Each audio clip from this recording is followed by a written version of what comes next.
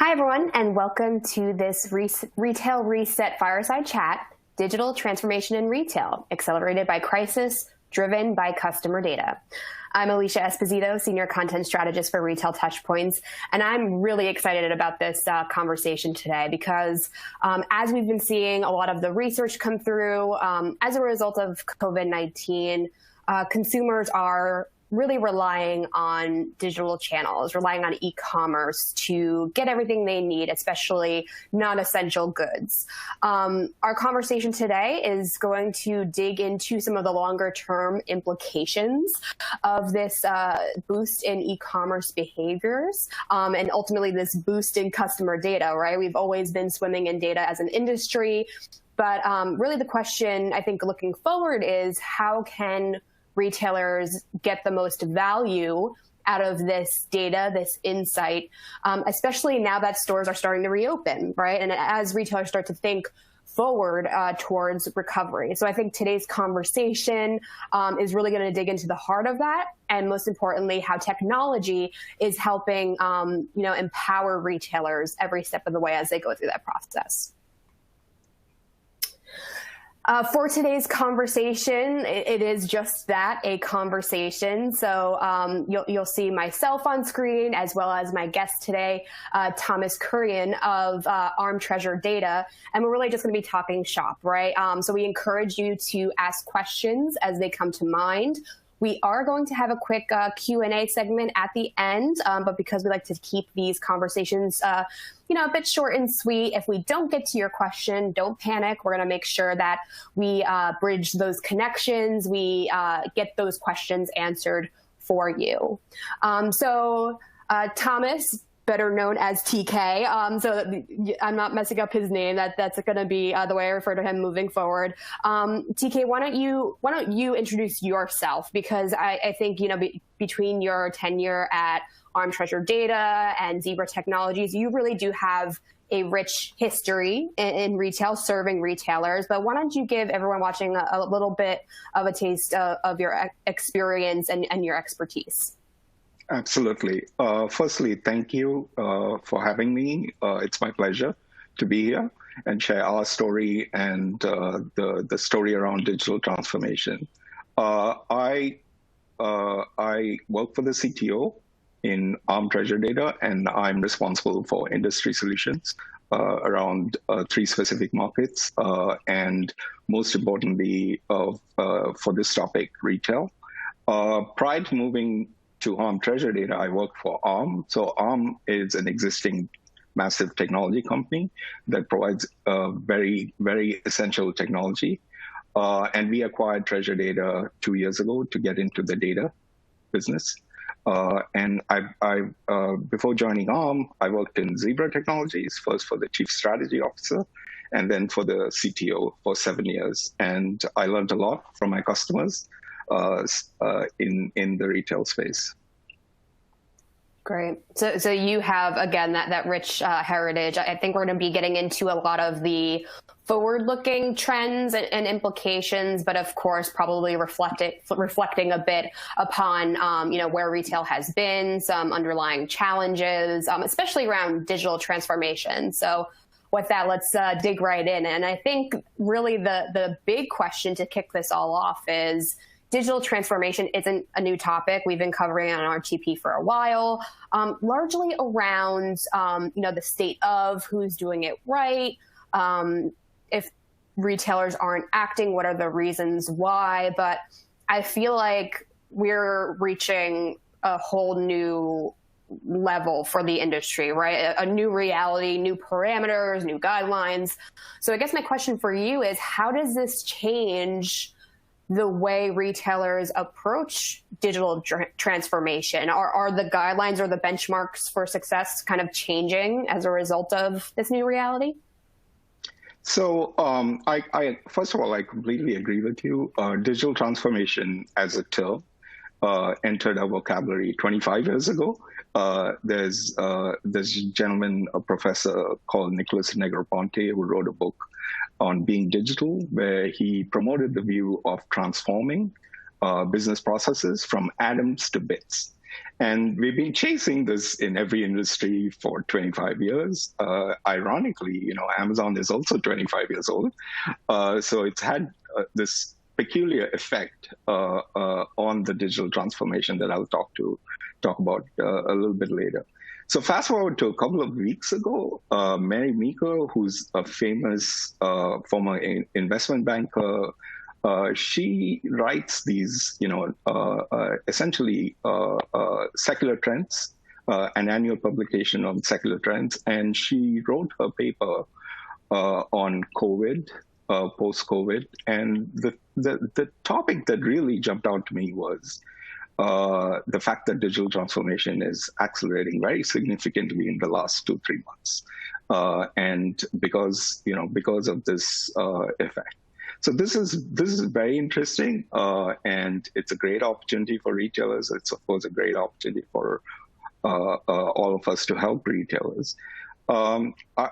Amazon, is also 25 years old, and retailers over the last 25 years have somewhat reluctantly, in my opinion, made digital transformation investments, primarily to hedge against the Amazon effect, which everyone writes about. And some of them who have made more substantial investments, for example, Target, Walmart, Lululemon, etc., have done really well in the last 8 weeks or 9 weeks. So there's, I feel we are reaching conviction, especially from a leadership perspective. And the second observation is customer-facing initiatives are more impactful and longer lasting. So I think executives have gotten conviction that they need to transform now digitally and lead with customer-facing initiatives. Yeah, absolutely. And I think we're realizing now more than ever the connection between the traditional customer-facing touch points and what was for a while called the back end, right? The logistics, the supply chain. Now we're realizing that they are all connected, especially with the rollout of curbside, anything around contactless. So it'll be fascinating to see how those worlds continue to come together. We are going to get into, I think, some of the implications and the trends. But going back to that notion of the digital transformation trend accelerating. And that's where we've been hearing a lot about, I think, across all of the trends that we've been talking about over the past few weeks, over the past month, with other experts in the field, that all of these disruptions and trends are accelerating in light of these circumstances. But do you think digital transformation is going to be redefined at all, or the definition is going to be changed as a result of this current situation? Again, kind of going back to the new realities, like the shift to digital, or the guideposts, I guess, for what digital transformation entails. Are those going to shift at all? I think the nuances of investments and the portfolio of investments might change depending on where each retailer is in their own unique situation. For example, is it the supply chain, like you alluded to? Is it employee relationships? Is it the customer experience? Is it the physical store? Is it the digital channel? And depending on each brand, they might allocate budgets and energy around different initiatives. But I feel that if I call this the pandemic effect, and in response to the pandemic effect, retailers will substantially transform their business from atoms to bits. And like I said earlier, customer-facing initiatives are, in my opinion, the best bets. And especially now, if you have a great brand experience, I would remember it for a very long time. And so I hope that retailers kick off their digital transformation with customer initiatives. Yeah. Yeah, absolutely. So I think going into this new reality, data was always currency, right? It was the value that retailers were able to, consume, aggregate, analyze, show that deep customer understanding, and apply it towards the experience, as you indicated, which is why customer data platforms, or CDPs, have gotten so much buzz. So my question for you is, what exactly is a CDP, and what role is it playing, or could it play, in a retailer's digital transformation? So customer data platforms are a fairly established category now. Over $1 billion have been invested in it over the last couple of years. And specifically for retailers, in our opinion, we propose a three-step playbook for digital transformation with customer data. The first is retailers, all retailers and all of us who work in the retail ecosystem know that retailers have a lot of data. There is no data that they don't save, but it is fragmented, it is disconnected, it's all over the place, and customer data platforms help unify that data. The second is there's a need, or there's an increasing need for governance and privacy from a customer data perspective, and privacy is becoming a tenet of customer trust. So having a customer data platform for managing all that data from a governance perspective and ensuring privacy is a super great investment. The third is what is very critical, I feel, to get to success in digital transformation, which is unify all the retail operations around that fresh customer data served from typically a customer data platform. So it should start with omnichannel operations. There is no need to not recognize me and my digital journey when I walk into a physical store. And customer data platforms enable that and push this data into the hands of high quality teams that they have in every single function, in the field, in the store, in merchandising, in supply chain, with a directive to improve the customer experience. Yeah, I love that notion of democratizing data, right? Making it accessible and valuable for everyone in the retail organization, but still taking into account that security and trust component, because I think the reality is consumers know that retailers, that brands are collecting this data. I think it's just making sure the proper measures are in place to ensure that value exchange, that trust isn't broken, right? Because I think, it's pretty well established by now that consumers have no problem sharing information as long as they get value in return. So making sure that stays intact is, I'm sure, even going to rise in importance moving forward. So with that, I do want to get into some nitty gritty stuff, some examples, some applications. Going back to this digital-driven reality that we're in now. Of course, essential retailers have remained open. We're starting to see non-essential retailers start to reopen gradually. But the undeniable fact is that we saw a really significant boost year over year in e-com, exceeding 250%, I think some of the numbers point to. But as we start to reopen, we start to see more activity in that non-essential space. How do real-time customer insights help bridge that gap, especially now, again, kind of going back to the fact that consumer behaviors may be changing a little bit or have changed a little bit. So how do these real-time insights help retailers determine how to move forward or how to revise their customer experiences to ensure that their stores are still relevant and still aligned to their expectations?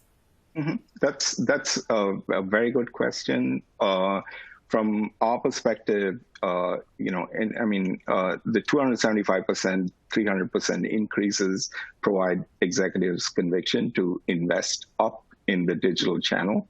There's nothing like evidence. And secondly, entire new cohorts of customers started engaging digitally. So it has been a great customer acquisition tool. And in most cases, they've delivered great experiences to the customer. But I mean, 74% in one of our surveys, 74% of shoppers said that they would most likely buy based on their customer experience only. And that drives loyalty, and that drives retention, and that drives, the next best product sale, all that good stuff. So a customer interaction with the retailer now can trigger an immediate and lingering effect on their sense of trust and loyalty. Good customer data platform implementations can enable marketeers to derive and execute on real-time customer insights, and then add insight from artificial intelligence or Internet of Things, so that they can design those holistic online and offline customer journey. So keeping a pulse on changing customer preferences and rapidly innovating through agile teams, both in the physical space as they reopen and in the escalated digital channel is super critical. Yeah. Yeah, and what about the personalization factor, right? Like you said, I mean, that staggering number of people who say the experience is the driver. I mean, personalization is in a way kind of the foundation of that, I would think. So how does CDP kind of fuel or enable that? I know it's all about the data, but, break it down for how this is applied and how this really gets put into action. So personalization is or should always be personal. I think that is super critical. So having not just good data hi first name. Exactly. I mean, Yeah. It's amazing how this continues to happen. All the data that they have on me, they can execute highly effective personalization interactions, both in the digital and the physical channel.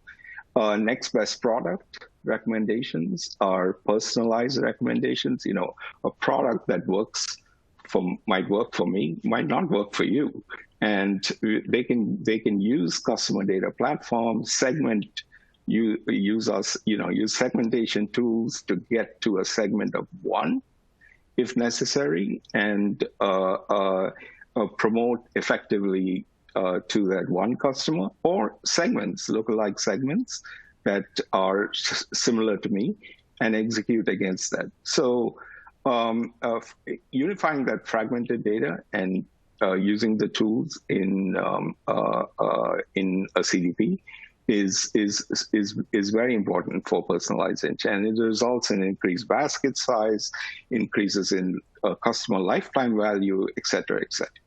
The second aspect, which we have seen, and I'm sure you've seen, is there's this notion of clienteling in retail that has existed for a very long time. We are seeing, we're hearing from our customers that there is a lot of digital or virtual clienteling, right. Where an associate that they have a relationship with, maybe previously in a store, is now interacting digitally. And that's a great use case. We want to, customer data platforms can empower those associates to provide a complete 360-degree data before they interact with me as a shopper. And secondly, algorithmically, with artificial intelligence, we can guide that conversation into what might be the next best product, next best accessory, next best interest, et cetera, et cetera. So this is a great opportunity for a lot of brands to build communities, connections at a one-to-one level using data and specifically customer data platforms and transform into customer experience rock stars. So I think, clienteling in the digital channel is net new and an awesome opportunity for people to use their already awesome associates effectively in the digital channel. Yeah. I'm so glad you brought that up because we have seen some really fascinating use cases around brands that are allowing their associates to stay at work, keep working, keep engaging with their customers, and are allowing them to keep doing business through digital, whether that's through social media, whether that's through, a certain tool on their e-com site. So I only imagine that would be one of the trends that would become table stakes in a way, right? So not just for the associates, right? Allowing them to almost be in the driver's seat of their success with the brand, but also for the customers too. I mean, there has been live chat for a while, but there was always that missing layer of context, at least in the experiences that I've had, right? It's always like, start from square one and then, kind of walk through a set of questions. And then if you go to the store, they don't have that context. So CDP kind of brings it all together, not just for the associate, giving them the context, but the shopper, right? Because they don't have to go through like the same thing over and over again. They feel like they kind of pick up where they left off with the brand, which is key to relationships, like you said. So I think that's a fascinating use case. Yeah, Great. It's definitely exciting times for these new use cases to execute against. Yeah. And another good use case, another good trend that I think will only continue to evolve is that flexible fulfillment piece, which we kind of referred to lightly in the early part of our conversation with online pickup in store, any form of like contactless, whether it's curbside or lockers. That's going to be the big area to watch, right?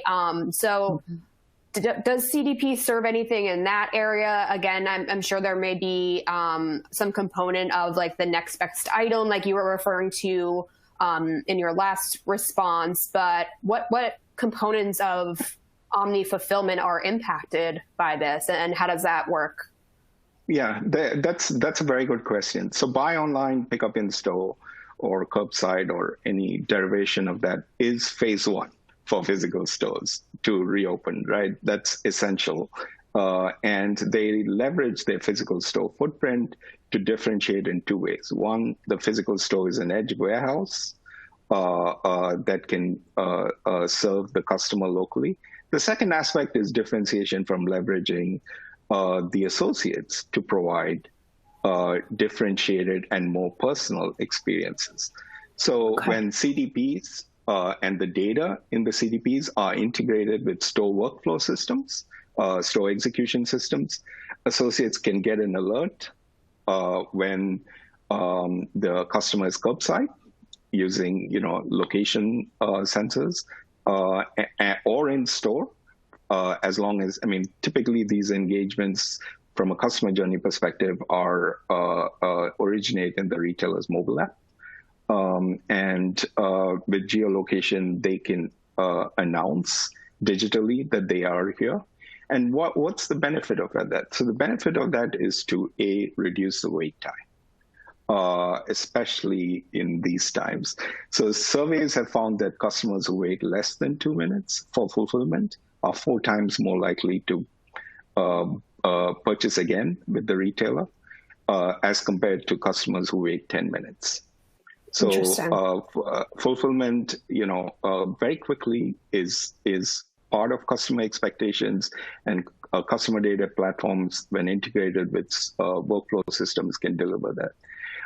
The second, of course, is the associate that's coming to deliver to me or curbside is empowered with customer data. So he or she can, make at minimum a better conversation and deliver a better experience, as opposed to showing a sign saying thank you for shopping with us or something very abstract. And beyond that, they can engage and offer certain things if that's the right moment to promote. And, customer data platforms can guide that conversation for the associate when integrated with workflow. No, very, very interesting. I think that speed and efficiency value, like you said, super critical, because I know just based on our research around omni-fulfillment, there was always a bit of a disconnect. Like, retailers were offering it, overall consumers engaged with it, were interested in it, but there were always gaps as far as like the communication side, right? Like alerting the consumer, letting them know that it's being picked, that it's ready. Like we'll be ready for you in like 5 minutes, or like having that real time communication, right? Just to make sure that, that fulfillment process is really turnkey. But I love that point you bring up around bringing personalization into it, especially in a curbside scenario, which seems very transactional, a bit cold. So like, can you, personalize maybe an area of the storefront? Melissa Gonzalez said something similar. We had a conversation with her. She was like, why not like, put a fun sign like in the front of your store window, or do something like that. So like add a little bit of surprise and delight into the equation, which I think is really fun. Excellent. So I guess the next layer down, as we start to think about reopening, what that looks like in the long term, the topic at the top of everyone's minds is health and safety, right? So what role does CDP play in that, if anything? I mean, what kind of insight can retailers glean and apply to ensure that they're keeping both their employees and their customers safe? So this is a very interesting question, and typically stores are planning to open in phase 3 with only appointments in general, the non-essential stores, and that requires an associate to come, take the customer in, engage with the customer through that journey in the store, and complete the transaction if the customer chooses to purchase something, and guide the customer outside. So this is a totally new experience for the customer, and that conversation can be extremely guided by customer data for in-store clienteling. Now, that used to be a niche use case in apparel, in makeup, and things like that. So this is now a mainstream requirement. If I'm buying a game machine, if I'm buying a refrigerator, if they're using customer data platforms, again, integrated with workflow systems, they can push persistent, fresh customer data and also algorithmically guide that conversation. Safety is another item. For example, most of the retailers are planning to check in customers through their mobile app, and that provides a mechanism by which they can police social distance with geolocation in a store, rather than have associates run and create an awkward customer experience, risk the associate safety and all these things that can happen. They can do this non-invasive, and they can also measure the capacity, the new capacity of the store, and how many people they should be allowing in, rather than having an associate go and count things. So these are very new use cases. When the mobile app is integrated with CDP data, they can drive some of these use cases and free associates to do great things that they should be doing, rather than policing and ensuring compliance and all this good stuff. Right. So automating that intelligence, making it a bit more turnkey for everyone in stores. That's really interesting.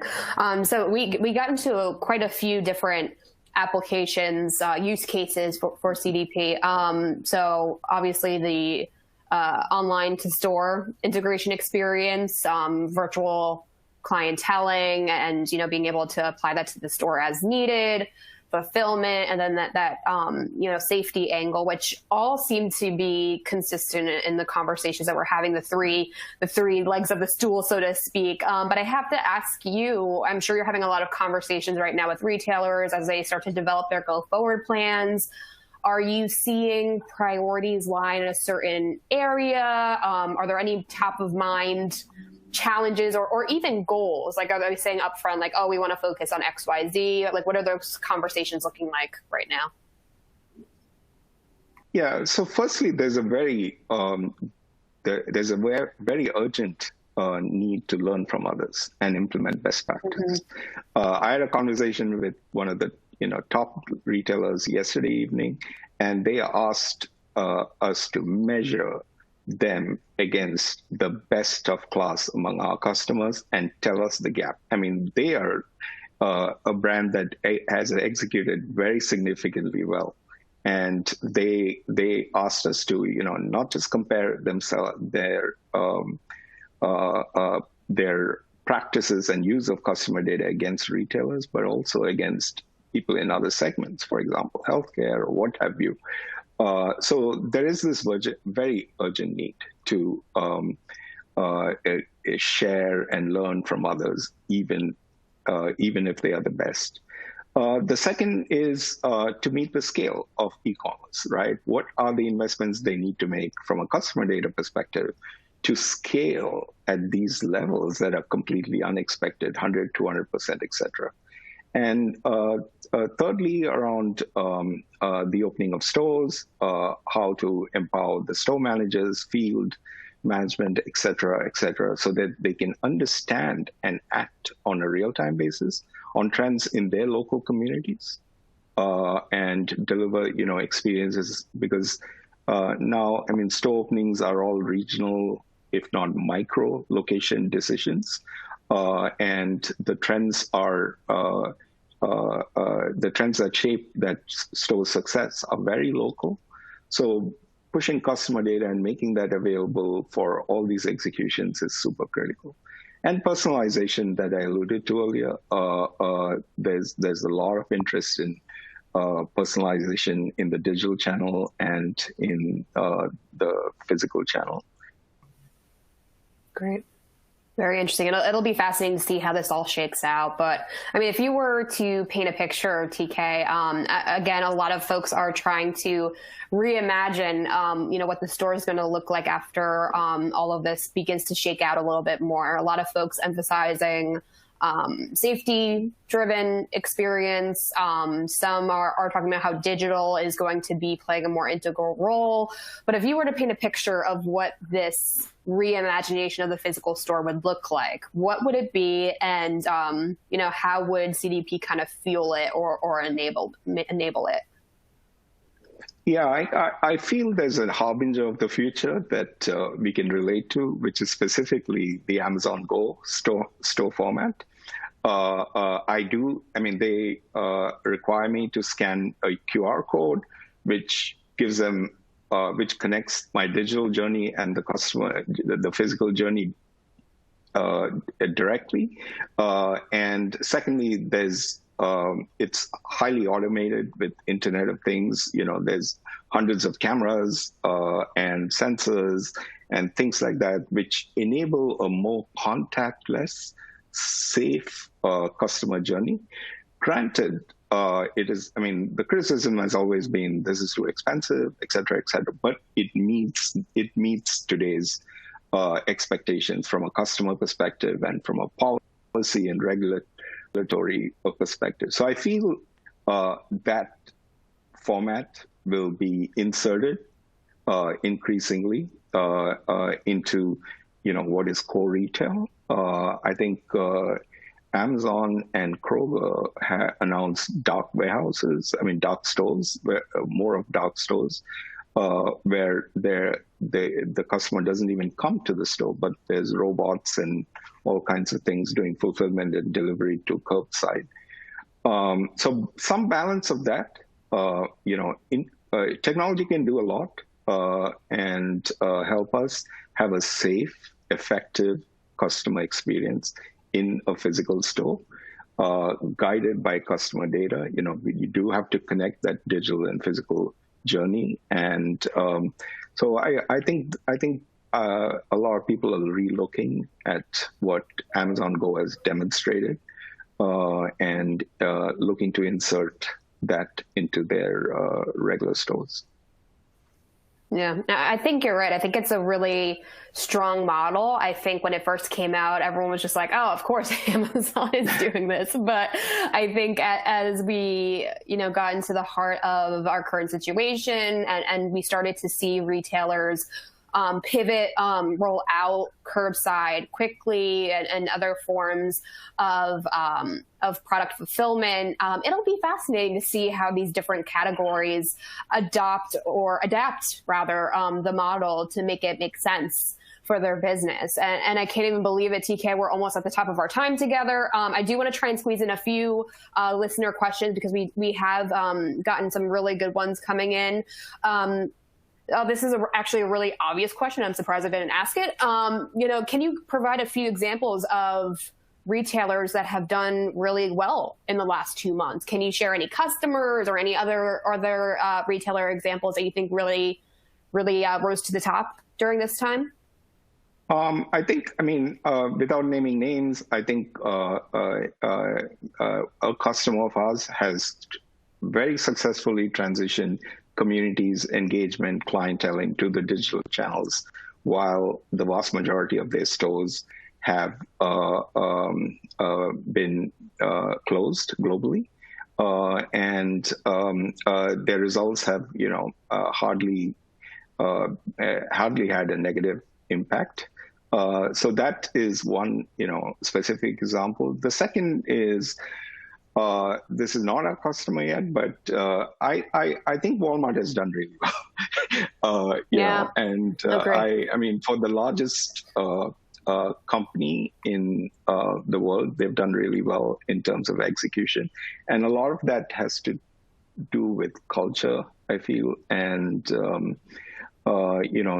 there are uniform experiences between leadership and line employees, where there's a shared perspective and empathy around what people do, and through that process, there's alignment. So I think that's sort of two vectors. One is a company that has transitioned very successfully to the digital channel and done extremely well. The second is a very large company, the largest company in the world, that magically became agile. Right. And, hiring 100,000 people in 2 weeks, that is absolutely remarkable. And they've executed very well under the circumstances. Yeah, and I know you brought up mobile quite a few times in our conversation, TK, and it seems like they've really bolstered their mobile capabilities. A lot of people using mobile, to not only browse and buy, but also kind of enable that contactless fulfillment experience. Quite a boost in activity, which is fascinating.